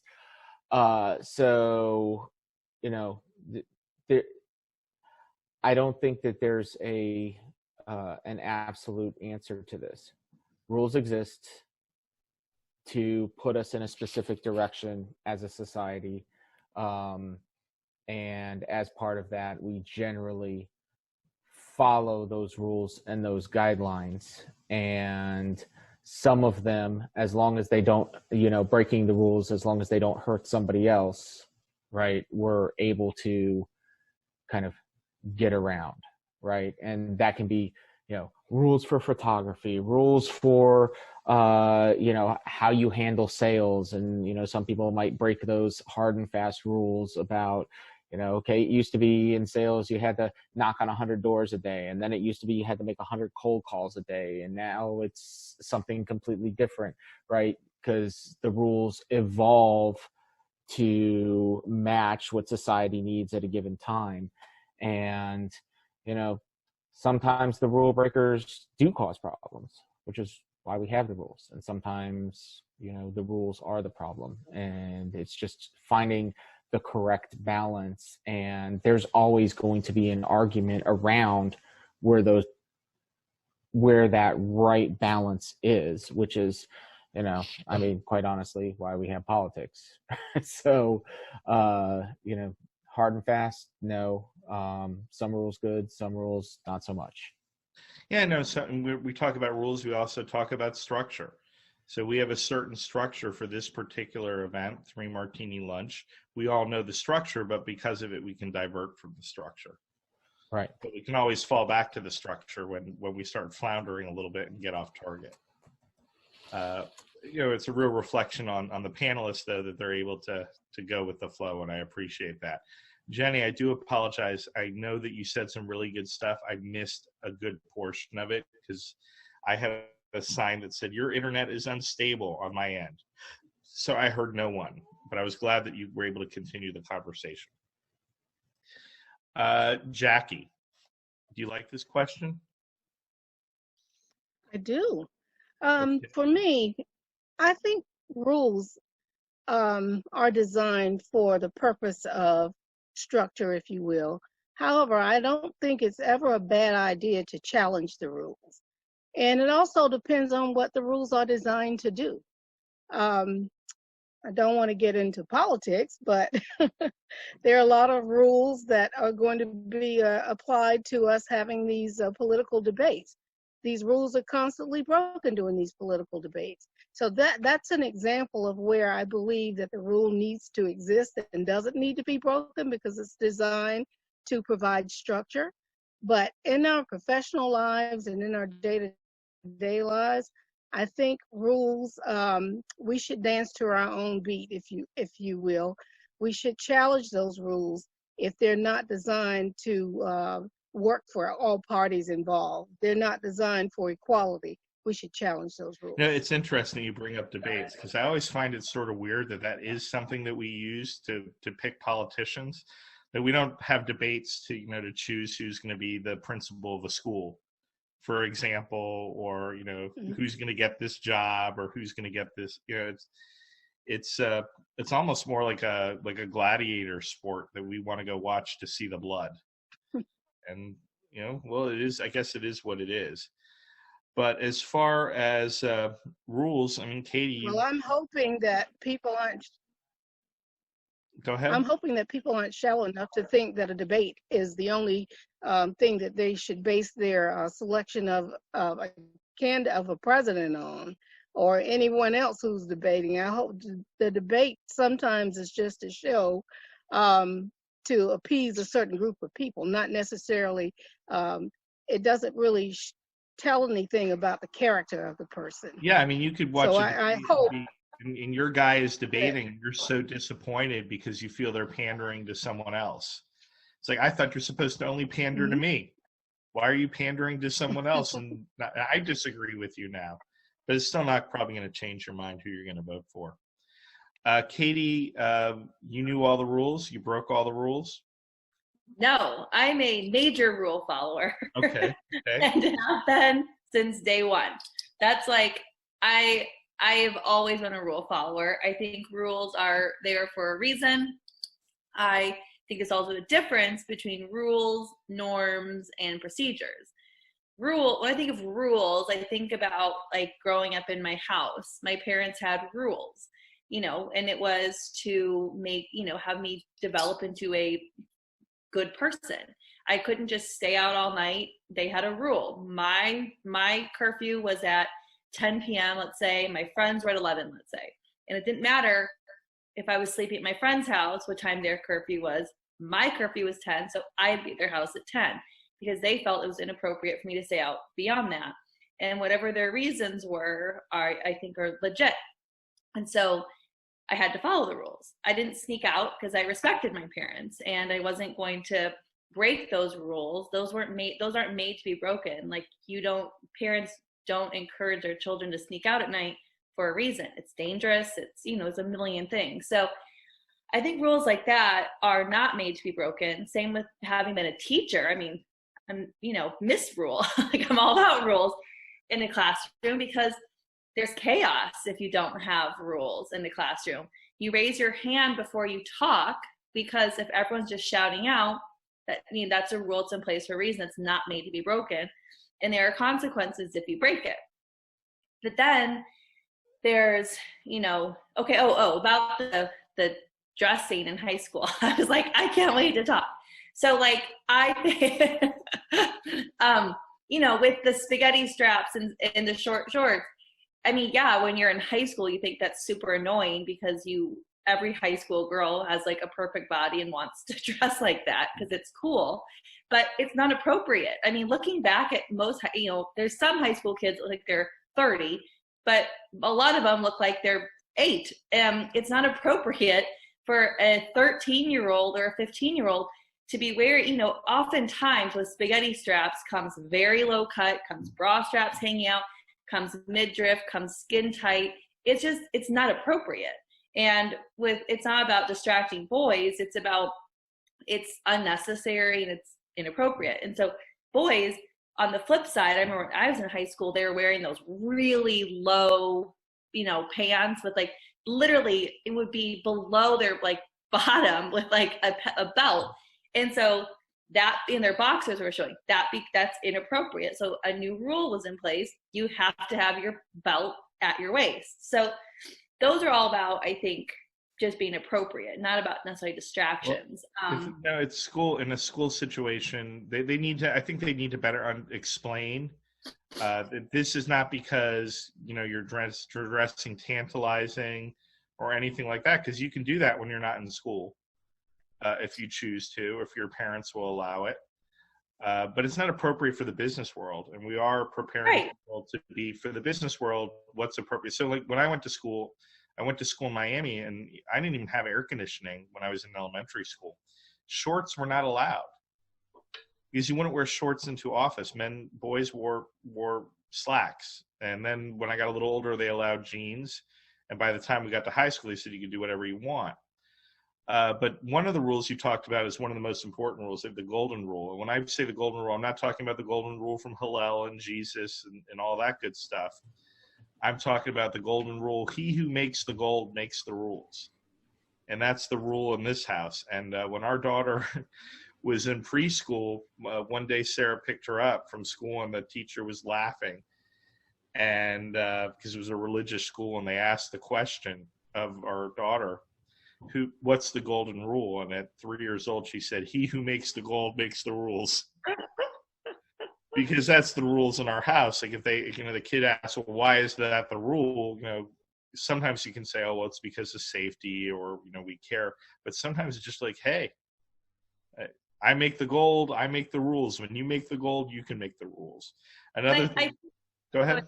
But I think, you know, those all make sense. But I think when we're talking about like, you know, networking and all that, those aren't rules. No one has said if you serve alcohol at your event, that is breaking a rule. It just wasn't the norm. Mm-hmm. And so I think, you know, coming up, thinking outside the box and doing things your own way isn't necessarily, I think rule's the wrong word, because a rule means you break it, you're like going to get in trouble, you know? And so, so I think there's thinking outside the box and being innovative is different. Then there's laws, and laws are not made to be broken, but they can be changed because things evolve. So rules can evolve and it can change when it makes sense. And there's like a rational discussion and it's, you know, agreed upon. But me just being like, I've decided this is stupid and I'm not doing it, like, isn't okay. So I think there's just, you know, I think rules are not made to be broken, but they can be discussed and evolved over time. I think, you know, norms can be broken because a norm isn't a rule. It's just the way people tend to do things. I mean, I was a sociology major, so I like studied norms for 4 years, and that's just kind of what's accepted. But rules, I think we should all follow them. Okay, great. Caroline, do you want me I'll repeat that for you just so it makes it a little easier. If we need to follow rules at all costs, then why do we make exceptions to these rules? And then Sarah said, who says we need to? Rules are made to be broken. What are your thoughts? Some really, really interesting points being made. And I feel some rules are there for common sense, stop at a red light. Or, hey, I can speed a little bit on the highway, but I'm not going to go through my neighborhood at 60 miles an hour. Most people would look at common sense and go, that's not a good idea. But I love this thing about school uniform. And when I was at school, I had to wear a uniform, navy skirt or pants and a blue shirt and a sweater, and I hated it. But the thing is this, if anyone wants to be a really, really great leader, they have to learn to be a follower first. This idea that you can be a complete rebel, do whatever you want, run around like a lunatic, and then turn around and lead a group of people or an organization is a total fallacy. So I really do believe as a, child, there are rules of the house, there are rules of the school. You have to do as you're told until you're at an age of responsibility where you can go, okay, you can go out with your friends and stay out till 10 o'clock when you're 16, not when you're 3 years old. So, but I really do feel that it's some very, very interesting points. I feel a lot of problems that are going on in society now is that some people, when they were younger, weren't actually made to follow any rules. Oh, you can do what you want, it's okay. And then you get to 17 and you don't realize when you go to work that, no, being here at 9 o'clock means you're here at, well, if you want to be good, at 10 to 9, not like roll up at 9:30 and then complain when you're told off, So I feel rules are good up to a point, and they can evolve. And they should evolve, and we can bend the rules, but with common sense. But I do believe as children, we should be made to follow rules. Isn't it fun observing parents that don't have their children follow any rules? Isn't it fun watching? And you're just like, what's going to happen here. It's not always that much fun to be around. So it's like, things change. There are rules and, that we are taught in sales. These aren't rules that you have to follow. They say, these are the rules and the way you do it. One time people said, you just keep on selling. You just keep on selling, keep selling until they buy. And then someone else said, you know what? One day they said, take it away from them and see what happens. Tell someone they can't have it and see what happens. I tried this and it worked, the takeaway. And now that is one of the biggest skill sets in sales. That things evolve. You find these different talents and these different skills. We have Greg McDaniel joining us. I promised you at the end of the call, we're going to talk a little bit about what HIO is going to be bringing us in the new tools for networking. But Greg, we have an interesting question today. I think this is one you will like. And then I'm going to ask you a few other questions after that.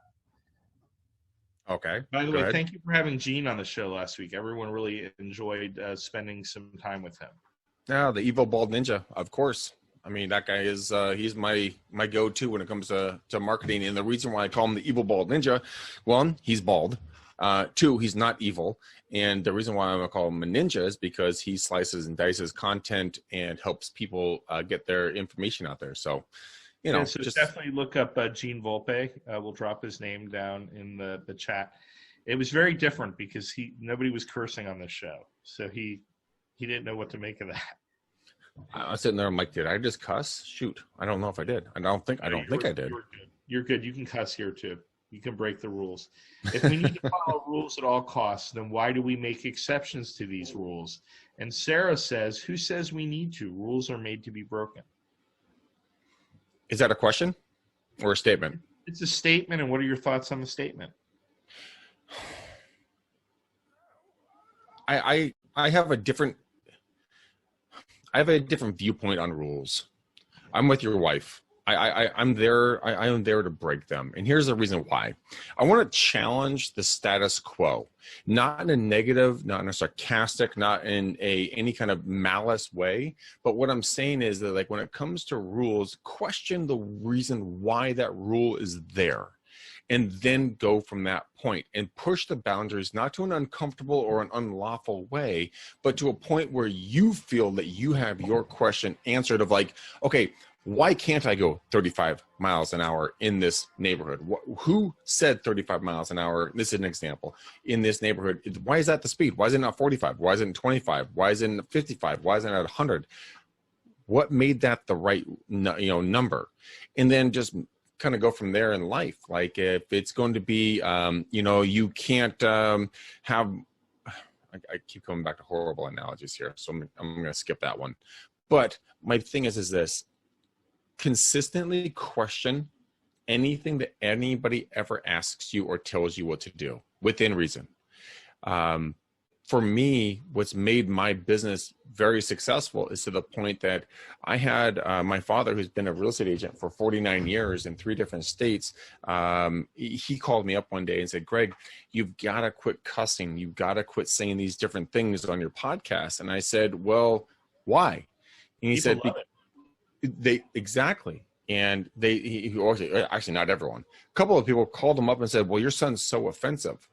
And I said, well, F them.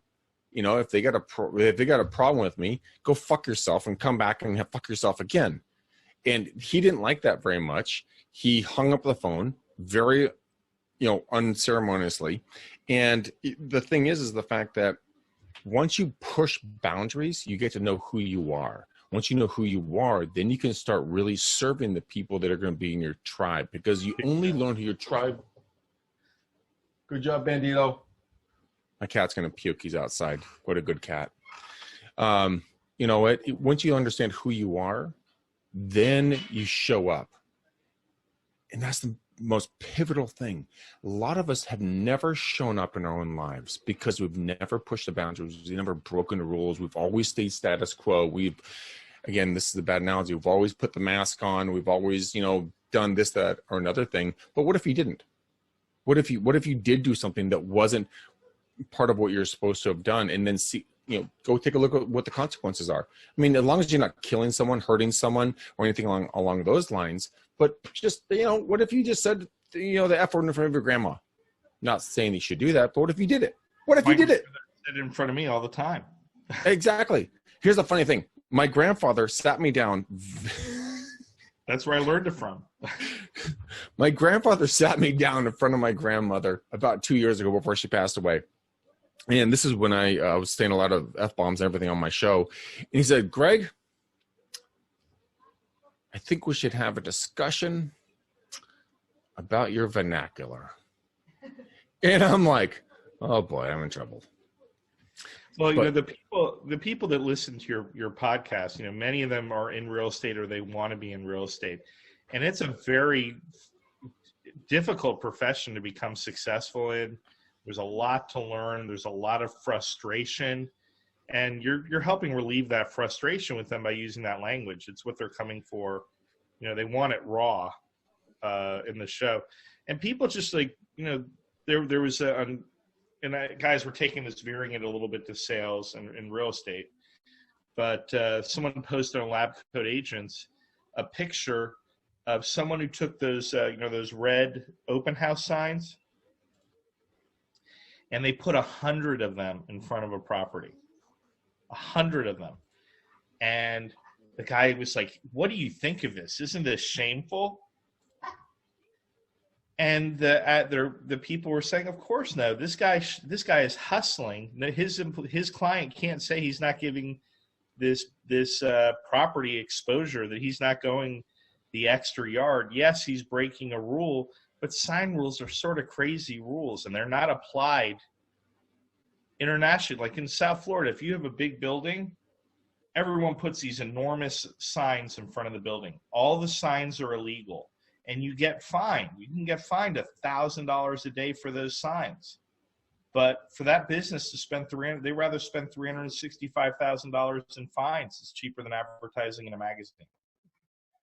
So sometimes there are just unjust rules, and you may. But what are rules? Let's really look at this. I mean, there are some states where it's illegal for you to sweep dirt underneath your entry mat. There's other rules in Singapore and other places where you can't spit or put bubble gum on the ground. Why is that a rule? How does that apply to your life? I mean, exactly what does that bring to you? I mean, I'm definitely a rule breaker, and that's kind of how I hang my hat. And it frustrates me because I might be a little amped up. I just got off another phone call with another individual that kind of got my blood boiling. And that's why I'm waiting on my apologies, Stephen.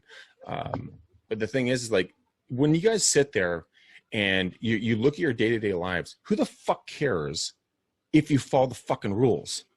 Why don't you go out there and be who you are? Why don't you own just who you want to be? Why don't you go out and be the beautiful, incredible, powerful, wonderful human being that you can be, but be who you are? Rules are meant to constrain you and hold you back. That's what a rule means. It means to hold you back. So stop allowing rules or regulations or anything else to hold you back.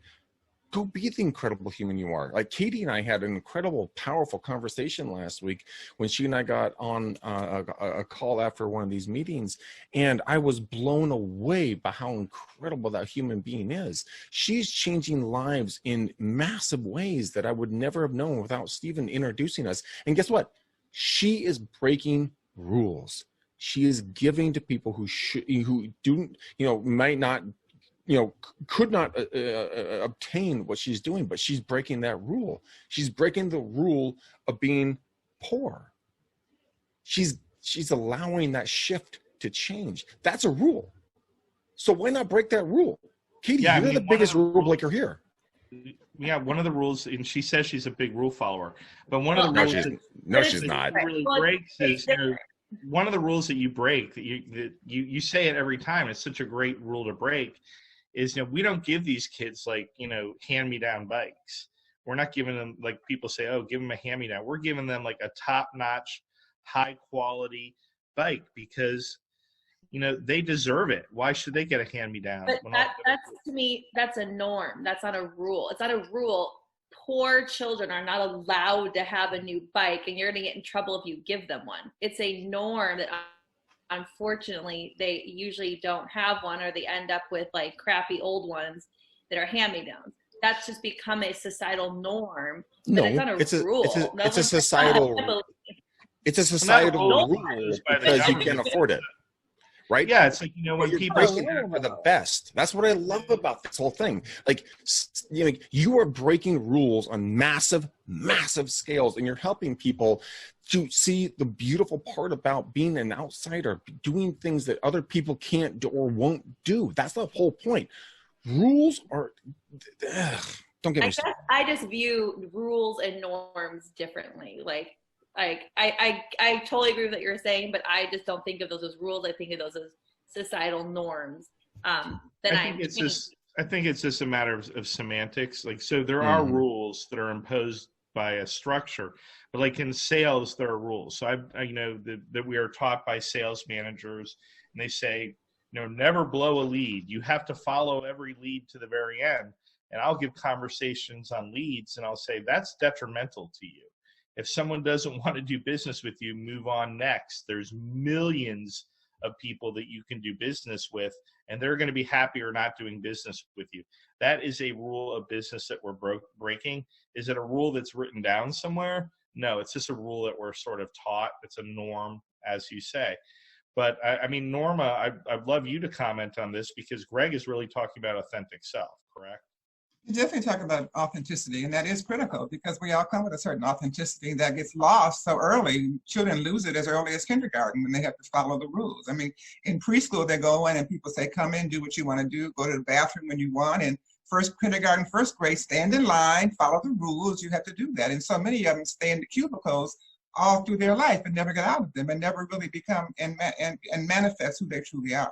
But there's a balance to it. Because rules are necessary to an extent because we are a society and we have to live together. If we all go out and go half-cocked and be who we, and get outside of it, then we have nothing but chaos, which is kind of where we're going to right now in some ways because the rules are changing so rapidly and they're not really agreed upon rules that are changing. So I agree that authenticity is absolutely critical. That's what I've spent my life promoting, and originality, and don't lose that. But find a way to use your originality, your authenticity within the norms and the structures of society that exist. Because some rules, you kind of have to live by, like them or not. It's just we know it's too many of us not to follow them. So it's a delicate balance. And maybe some people are made to follow the rules, and other people, we need them not to follow the rules, and we need them to smash them because some people just aren't equipped for it, and that's why we do create rules because there's some people, you put them in a room, if they don't have a rule and they're not told what to do, they're just going to stand in place. And they don't know what to do. They go in circles. So yes, we do. Some people are turkeys drowning in the rain. Yes. So they need the rules, and someone made those rules. I mean, someone probably one of us made those rules, or Greg made the rule. But we know that those rules are not for us to necessarily follow. Well, we're running out of time on the rules. I really appreciate it. This has been a great discussion. I've learned a lot about you. I would have liked to have heard a little bit more from Noah and Jacqueline today. I apologize that you didn't get some more time, but hopefully next week you can. I do want to talk real quickly about what's coming down the pike for time so that we can actually do some exciting virtual networking events instead of boring ones. Go ahead, Andrea. Yes, hey everyone, I'm Andrea from Ohio. So like Steven said, we've been working really closely with Rockstar Connect and other partners too. And our focus is a little different than other video hosting platforms and networking platforms that people are using for virtual events. We stand for Hit It Off, and we really believe in developing authentic relationships with other people that you encounter at events. It could be a virtual wine tasting, it could be professional networking like this, it could be anything. I mean, if you think of every person who's changed your life, typically you've met them in some just passing by scenario or a meeting of a random networking event, something like that. And those people have changed your life in major ways. So we want to make sure that that doesn't stop with virtual events and the way that the country is moving forward for now.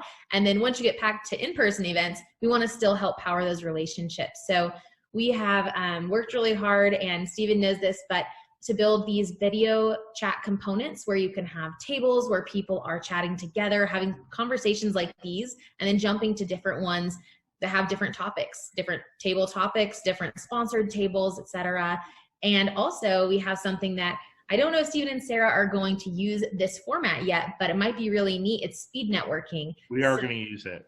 Are you? Awesome. So in that case, when they have an event that opens up, there will be those 4 top tables where you'll see a pane of 4 video screens, and you'll get to chat with those people for 5 minutes and then automatically be shuffled so that you meet the maximum amount of people possible within an event. And so that's a really fun way to get to know people and be kind of pushed into getting to know people who you might not ordinarily go and connect with. But the really great thing is that after that event ends, if once Steven pushes leave or end on this Zoom meeting, it's over. But with HIO, you can actually continue to connect because that event doesn't close down. You can direct message people, you can share contact info, and you can keep going back to more Rockstar Connect events or any kind of event you want, host your own, whatever. So we just want to foster those relationships between everyone who is in this kind of strange virtual time and even beyond when we get back to being in person. Excellent. Greg, you had a question for Andrea? Yes, I did. Thank you. I appreciate that. I've been on the app a couple of times, and maybe it's probably an operator error, but I don't quite. Maybe you can connect off the air, and I can pick your brain for a second. Would that be okay? Yeah, absolutely. Okay. If you could DM me on Facebook, that'd be wonderful. See, one of the things Rockstar Connect brought to the table is, I'm a Gen Xer. I'm not a millennial. Millennials love to be on phones. Gen Xers, we don't want to be on the phone. We go on the phone, but we got to get paid to be on the phone. But that being said, now it's available on a computer. I can sit in front of a computer screen because I was born that way. So now we're going to be able to use HIO in a way that's much more intuitive. For those of you who used the phone app before, I think you're going to love the web-based version of this. We had a little test of it last week. We had a taste of it. We're going to do some more taste of it next week and be ready for some more HIO and Rockstar Connect partnerships. I want to thank everyone for joining us today on the 3 Martini Lunch powered by Rockstar Connect. We'll see you next week, same time, same place, 2 p.m. To 4 p.m. on Tuesday. And everyone put up your hand and wave goodbye. Thank you. Thank you so much for being here.